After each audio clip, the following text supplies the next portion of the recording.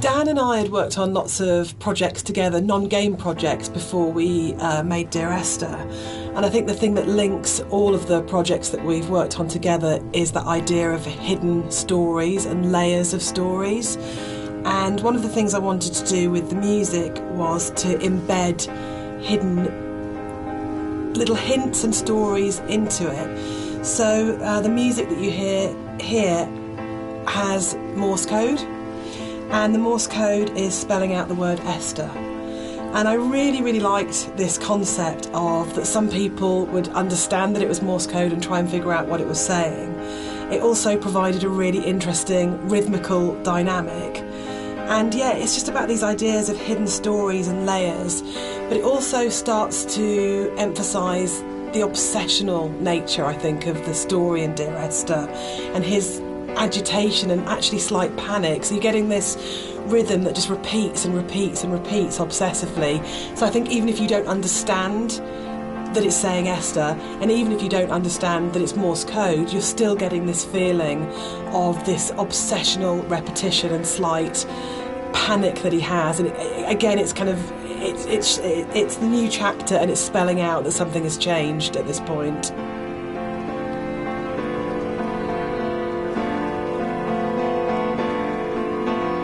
It's probably the level which has changed most from the original mod. I think it's much, much bigger than the final level in the mod. One of the major changes in there is in the original mod, the whole side of the cliff face was covered in painting and writing, and a lot of that moved inside to that corridor in the caves where it's really obsessionally painted on. And it was really, we spent so long on that because we were trying to get it looking right, because it's one of those really interesting examples where I loved the image and the idea that you've got this guy painting the entire side of a mountain with words and symbols and things. But it was really interesting when it went into the rebuild, it just never worked. And I think it was because the environment was so crude in the mod that those symbols and that painting became the focus of the level, and it changed the feeling of the level completely, when actually that just wasn't something we could realise in any way, that not even technically but just didn't artistically look and feel right. And I think probably sort of retrospectively looking back on it, that's about the sort of the sophistication and the subtlety that then came into the art, rather than just being, this is literally just a canvas that we write words on, to actually the environment telling its own story without the story being literally painted on it. Yeah, it was very difficult when we were experimenting with that to kind of like make it not completely unreal. Like, I think for me it was kind of, I wanted to kind of bring the player a little bit back into reality after the caves. And I think with having those symbols everywhere, it was kind of pushing them out a little bit. So I think what we came to, with the kind of compromise we had, it was kind of a nice in-between. Yeah, it didn't feel like a compromise to me. It felt really? It felt like it didn't work, but it kind of...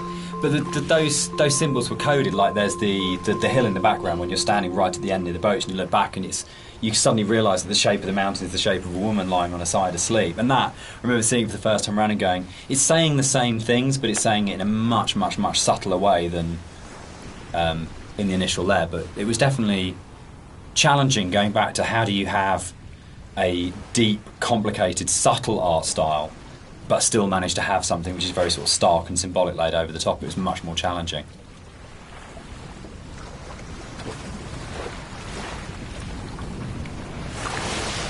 I think one of the most fascinating things for me about planning this director's commentary has been that in previous years, when all the three of us have talked about Dear Esther, we've talked about the interpretation of the player.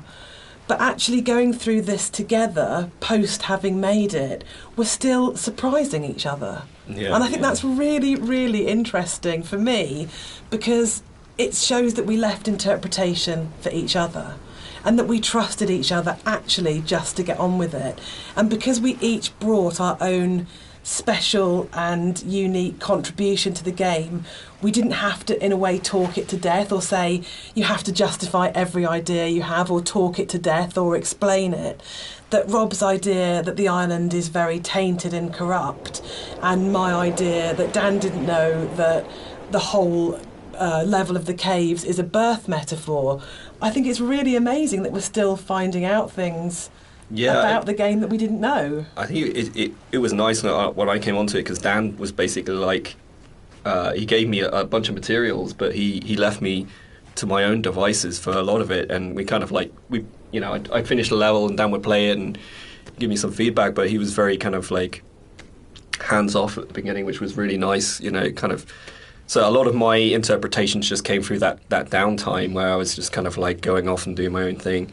And so yeah, it's like interesting to hear Dan talk about it sometimes, because there's some backstory that I've never even considered before. And obviously hearing Jess talk about it as well is really interesting, especially when it comes to the soundtrack. It makes me look at things in a very different way. So yeah, it's really interesting. I think for me, like, making games is so inherently collaborative, and you have people coming together with different ideas and different takes on things. And in a way, the least interesting thing you can do with that is to structure it all so heavily that there's no space for each individual person to bring what they're thinking to it.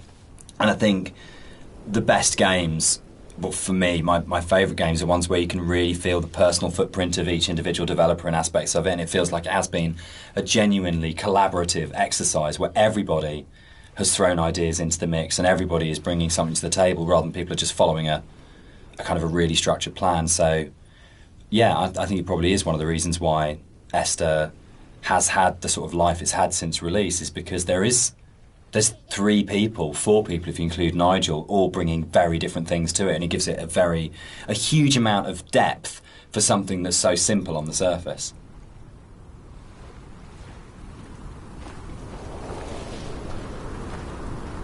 One of the really nice things about the move from mod to the commercial version is that we had a couple of years worth of the community talking about the game before we went back into it again. And one of the things that I read on a forum was that someone had constructed this amazing version of the story where they'd decided that the narrator was Paul. And I hadn't thought of that. It was never part of the original writing. And I thought, that's so amazing that as a writer, your audience can find something in what you're doing that you hadn't thought of. So it was really important when we went back in to record the additional set of voiceovers. I thought, I absolutely want to do this. I want to take this idea that's come out of the fans and to run with this and to add an entire new sort of stream of story in there. So we added in a couple of cues within the fourth level that intimated much more strongly that actually Paul wasn't this other character who caused the accident, but actually you were responsible for everything. But again, it was then trying to find that balance of not overcooking it, so you weren't led to that idea, but just if you happen to have the combination of just a couple of narrative units, then you would possibly come to that interpretation. But it was really amazing to be able to say, it felt like giving something back to the fans that had enabled us to make the remake in the first place. And it's always a lovely moment as a developer to be able to recognise your fan community and kind of say, thanks, this one's yours, this one's here for you.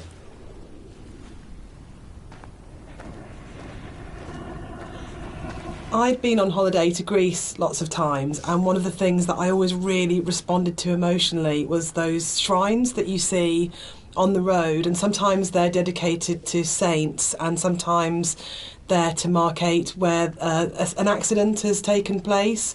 So you'll get photos of the deceased person and flowers and candles, and it always really touched me. And so I said to Rob, I think it would be amazing to get these into the game somehow, and then Rob took that idea and ran with it, and I think they're so successful and they're so beautiful and they're really moving. And I think it's because you had this elemental scale, you have the island and it's huge and you have that scale, and all of a sudden you come around this corner and it's absolutely brought back to the human scale again and to that relationship of the individual. And I think the other thing that it does really successfully is it's a kind of magic realism, because there's no way that you could have all those amounts of candles lighting your way. Who's lit them? The island is empty. Who's put those shrines there? But I just think it's a really lovely bit of environmental storytelling, actually.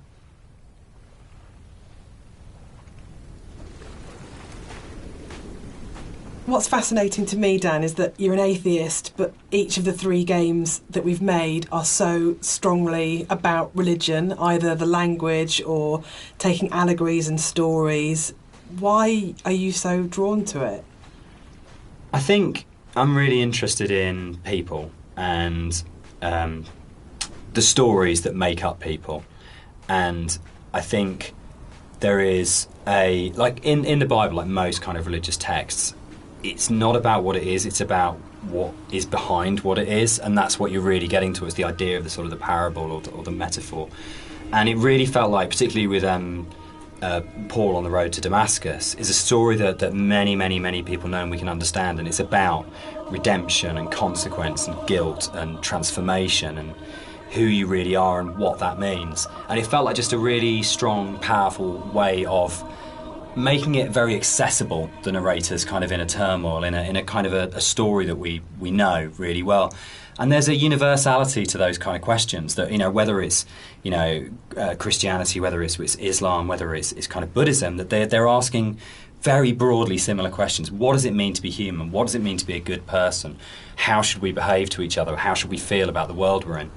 And it's a really powerful way of speaking to a lot of people. I think that's always been really important as well, is that it's about saying, no matter who you are or what your kind of like outlook on life is, whether that's faith-based or secular, that we are all effectively asking the same questions. And that's why I think all our games kind of tend to be around those questions.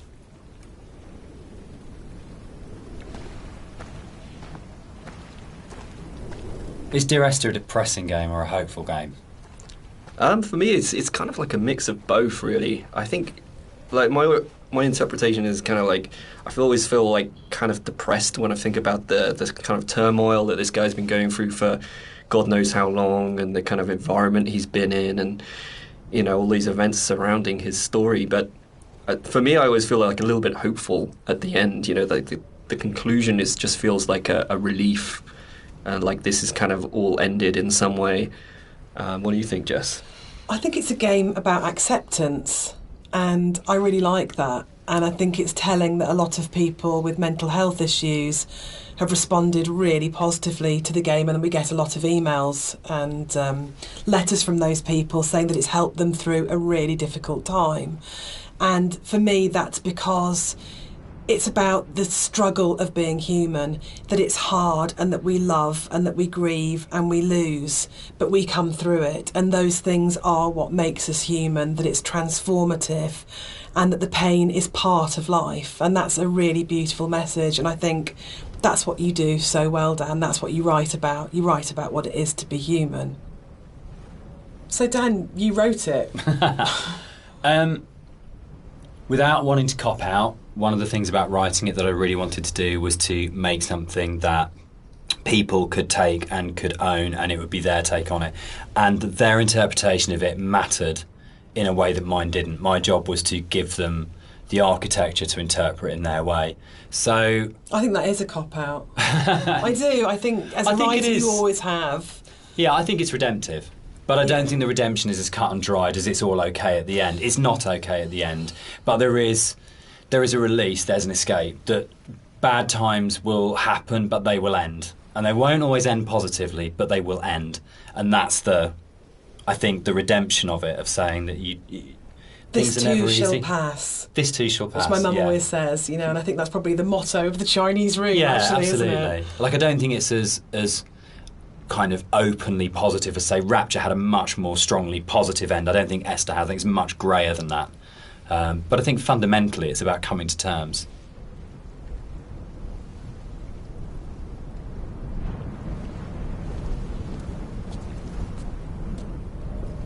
So, Dear Esther is the first walking simulator. How do you feel about Walking Simulator?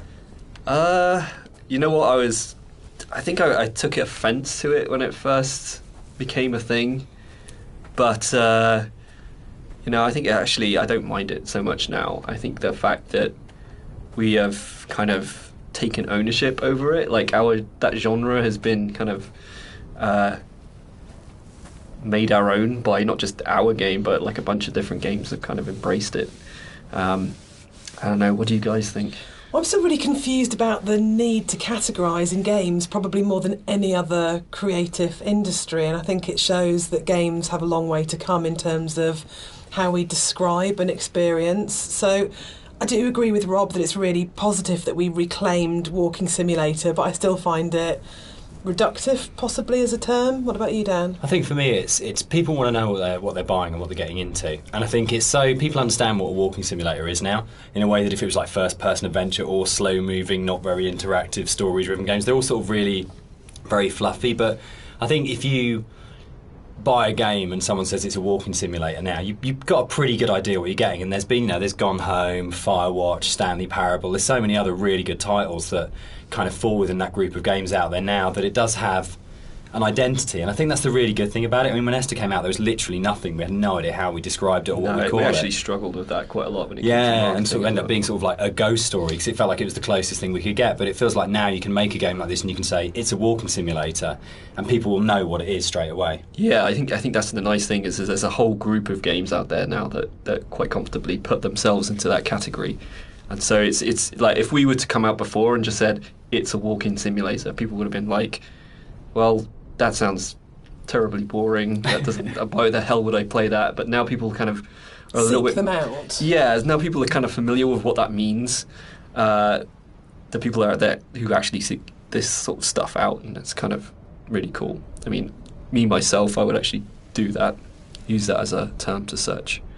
But yeah, I mean, it's a very simplified term for what our game is, and there's obviously a lot more to it than walking. But I think when you look at other genres, they're also kind of very simplified. First-person shooter, role-playing game. It's to me it doesn't seem as bad as any of those other things.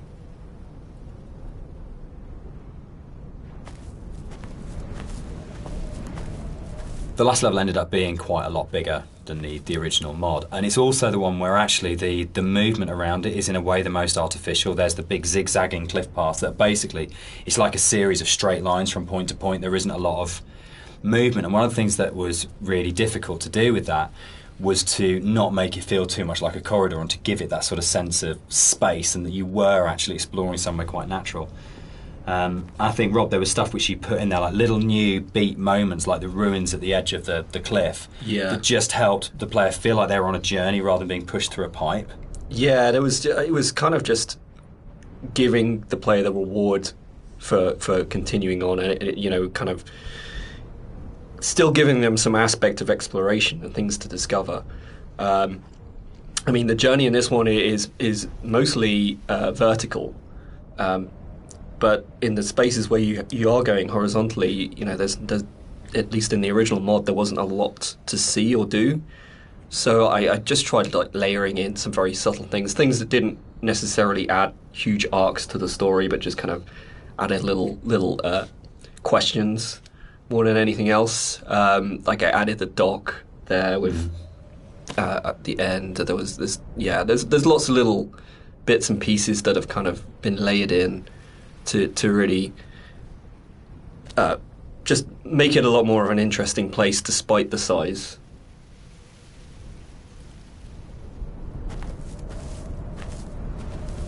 There's a bit of an illusion of simplicity with games like Dear Esther that people kind of assume because there's not a lot of mechanics and there's not much going on in that sense that they're easy to make. And I think actually it's kind of the opposite in a way, that because they're so simple, everything is exposed and everything has to be exceptionally good for it to work, because you're carrying a player's experience on a fairly sparse, minimal kind of framework, and that really means that every aspect of it has to be produced at a really high quality and has to be done with a lot of passion and a lot of thought. There's nowhere to hide in a game like Esther, and that's something which I think carries through to the best games of this type. You can see with all of them there's a real commitment to kind of depth and a really intelligent way of approaching design, and a real kind of trust in the player and a real assumption that players are smart, imaginative people who want experiences. It's not a game that it's easy to just knock off or to do with any kind of lazy attitude. You have to be really, really passionate and care a great deal and put an awful lot of thought into it if it's going to work.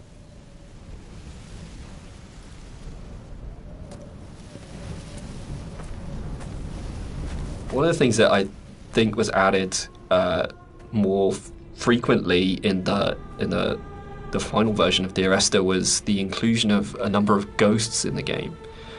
These are not like ghosts that you'd see in a normal horror game. They're just very loose silhouettes that you'll see around the island, usually like quite a distance off, or just kind of somewhere that you'd barely see it out the corner of your eye. I think this is a good example of where it's kind of really in your face.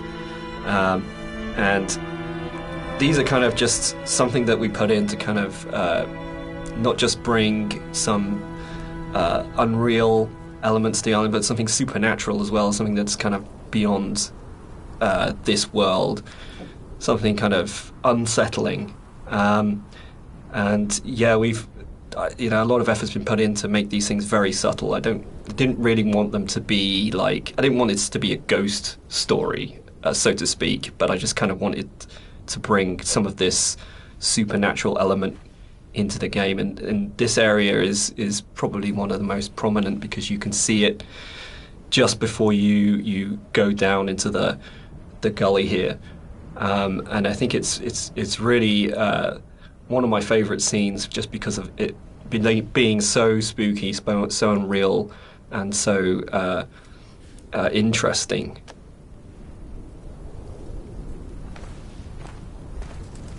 The overlook, the point about this to me is that it's probably the voiceover in the game that kind of sums up the whole story and the experience. It's almost like a recap of everything that's gone before you start the final climb.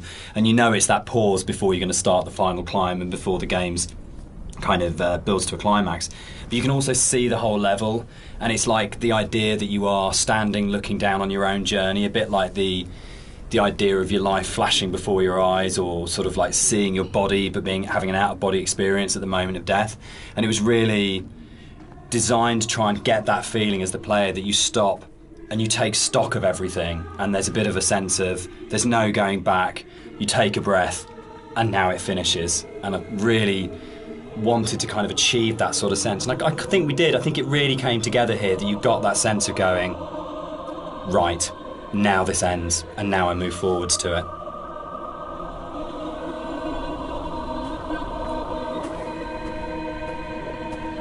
So here it kind of, the environment becomes a little bit more surreal again. We kind of play with the colours a little bit, bring up the saturation. It's kind of a little bit of a return to some of the more cave-like aesthetics in terms of colours and stuff like that. And it's kind of there to kind of signpost another significant moment in the game, or something that's leading up to the significant moment. It goes back to this kind of idea of having these emotional signposts in the visuals of the game, without it being overly obvious. And some of that emotional stuff comes through the colours of the environment, and the more saturated they are, the more kind of surreal things become. So this is kind of like a turning point in the game. It's kind of like the final notice of you reaching the end.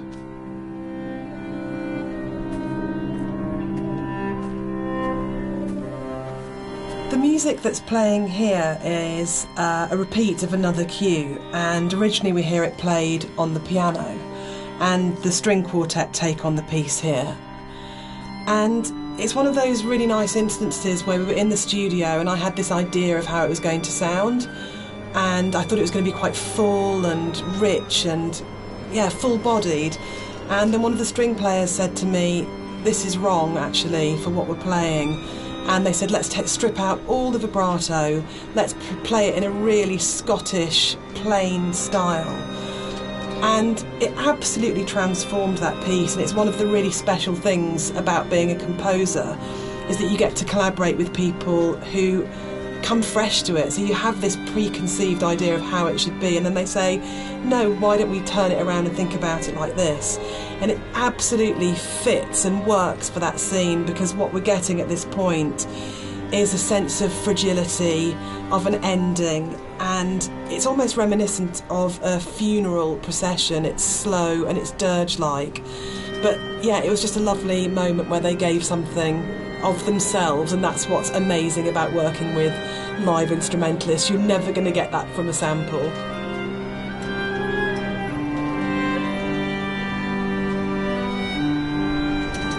It was possible that this last section of the game could have felt quite laborious and forced because it's two long zigzagging paths that just go up, and there was a real importance to getting it right, and quite a lot of work went into it. I think at this point for me, you probably as a player understand that the narrator's going to die at the end and that this is it, and that unlike where the rest of the island there's this sense of this could just keep going on forever and ever and ever, and you're going to keep the motif of come back, but I think when you set on this path, we really wanted to have that sense of this is it, this is the last time you're going to walk these paths, this will end now, and that sort of idea of going, you're kind of climbing towards your death, but you're also moving towards a point where that glimpse in the caves where you see the motorway and you go, I understand what this is about. For me, the whole path up the side of the mountain is about saying it's okay. It's that kind of starting to kind of release it and go, it's kind of okay that Esther died, it's kind of okay that the accident happened. I know that I'm going to die, I know that this is going to end, and I know that there's nowhere for me to go apart from follow this path, but that's all right. And it was very sort of hard to kind of try and find that subtle mix between the dread of it and the acceptance. It's where the positive and the negative and the kind of the loss and the redemption really start colliding for me. At least certainly that was what we were trying to achieve with it.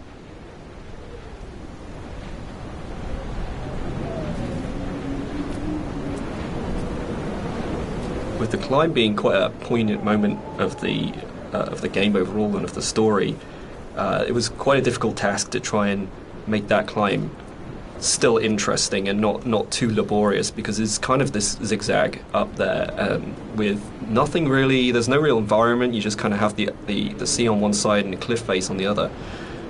So there was quite a lot of work that went into kind of building up this feeling of tension as you're rising and kind of making this moment as poignant as possible while still making it interesting. So a lot of effort was put into building up this weather, building up the winds and the swaying of the grass and kind of the volume of the soundscapes and everything mixing together with the music, and just kind of visually really trying to make this a tense moment. And I think it's hopefully been pulled off all right.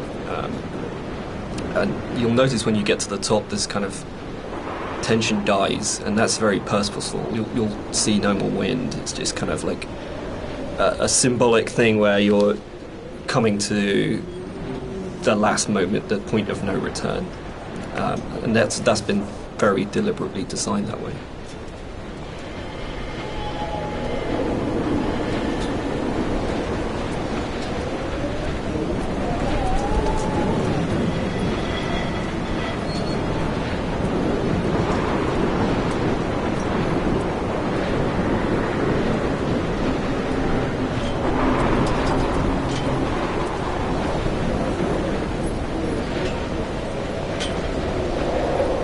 We had a lot of debates, didn't we, about the ending of the game and whether the player should retain control or whether it was okay to go to a cutscene at this point. I personally don't mind it. I actually actively like it because I think it works really well as a metaphor for loss of control at that point. Dan, I know you're not as keen. Yeah, I'm not. I would have loved the player not to have had control taken away from them, but to me it was a balance between two evils. The evil of having a cutscene and the evil of the player accidentally falling off the ladder halfway up and destroying the ending. Yeah, I agree. Like I think we tried a few different things, and the tech at the time just wasn't, the ladder tech at the time just wasn't there. So, and the other thing for me was pacing. It was making sure all the music, the voiceovers, the timings and everything were perfect for that final jump off point, and just letting the players kind of noodle around going up a ladder for what may have been like 7 minutes because it's a tall tower was kind of an impossible task.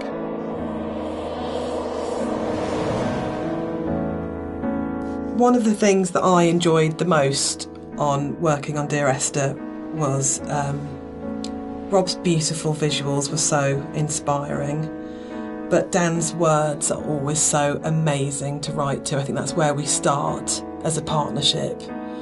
And the music at the end was so easy to write because that last voiceover, it's the pinnacle of the writing to me, as it should be, because it's the last VO, so you would have failed if it wasn't good. But it is just so beautiful and moving. And for me, talking about whether it's a hopeful ending, the music is really hopeful at this point. And it signifies to me transformation, freedom, escape, acceptance. Yeah, and it was just a beautiful cue to write, actually. I don't know, I can't remember quite where it came from in the mod, but the moment when we went, or we could put the bird in there, and you could see the bird's shadow, and actually it turned from being kind of like a straightforward literal suicide into a metaphorical, or to my mind, kind of like, I always really believed the narrator did turn into a bird just before they hit the ground, and that was really important. I think it's probably the strongest ending in any of our games so far. But yeah, I'm very proud of the way everything came together in that last section. Yeah, I think it's the bird thing is particularly interesting because I think it was in the original mod, but the timings and everything were just all off, and you never really saw the seagull.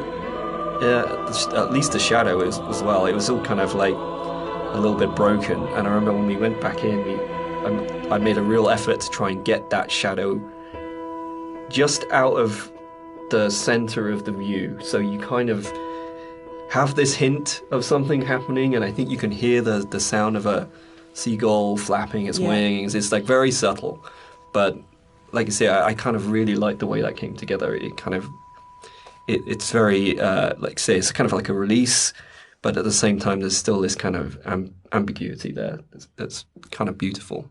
And I'm really proud that I got the monitor in at the end for an ending of, it goes into the hospital monitor signifying the flat line. And I think it's it's one of those moments where you never want to be so clever that people notice it and it takes them out of the moment, but it just flows in through the music, and it just feels like everything comes together at that last point. That last VO, Rob's amazing visuals and the music, and it feels like a really, really strong and beautiful ending.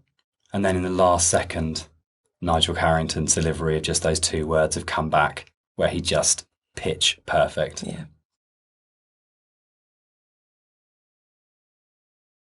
So that's the end of the director's commentary. We'd just like to say a big thank you to everyone for listening. We hope you've uncovered some secrets and some facts that you didn't know about the game before.